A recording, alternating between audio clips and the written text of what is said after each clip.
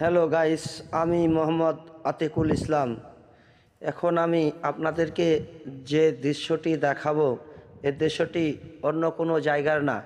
এটি হচ্ছে আমাদের বাংলাদেশ ও ইন্ডিয়া সীমান্তবর্তী এলাকা, পোরশা নওগাঁ জেলা, পোরশা থানা সংলগ্ন এই মাঠটিতে দেখতে পাচ্ছেন, যত দূর আপনার চোখ যাবে তত দূরই দেখবেন খালি শস্য আর শস্য, খালি শস্য আর শস্য।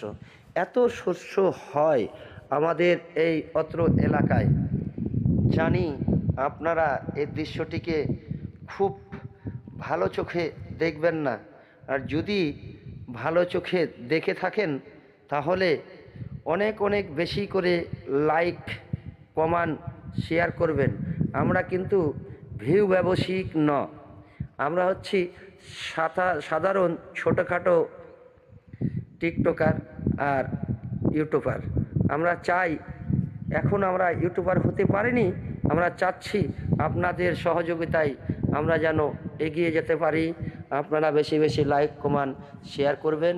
এই দেখেন কত শস্য ভারত বাংলাদেশ সীমান্তে, দেখতে পাচ্ছেন যত দূর আপনার চোখ যাবে খালি শস্য দেখবেন।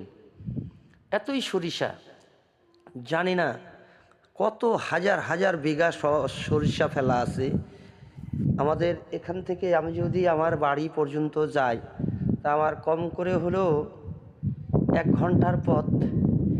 এই 1 ঘন্টার পথ আমাকে সরিষার আল দিয়ে হাঁটতে হবে আর যেতে হবে।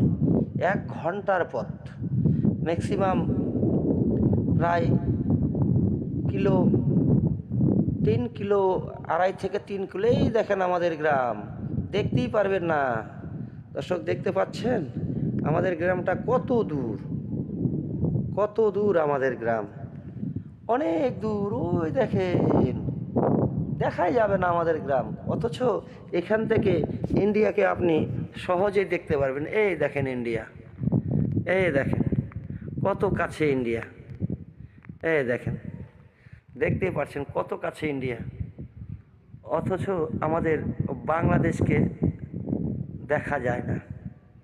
এই দেখেন ইন্ডিয়া, এই দেখতে পারবেন, এই দেখেন ইন্ডিয়া, এই যে ইন্ডিয়া, ওইটা পুরোটাই ইন্ডিয়ার গ্রাম, অথচ এখান থেকে আপনি আমাদের বাংলাদেশ দেখতে পারবেন না। এই দেখেন বাংলাদেশের গ্রাম দেখাই যাচ্ছে না, কত দূর, কত দূর আছি আমি, চিন্তা করা যায়, অনেক দূর। তাই আশা করি আপনারা ভালো থাকবেন, সুস্থ থাকবেন। লাইক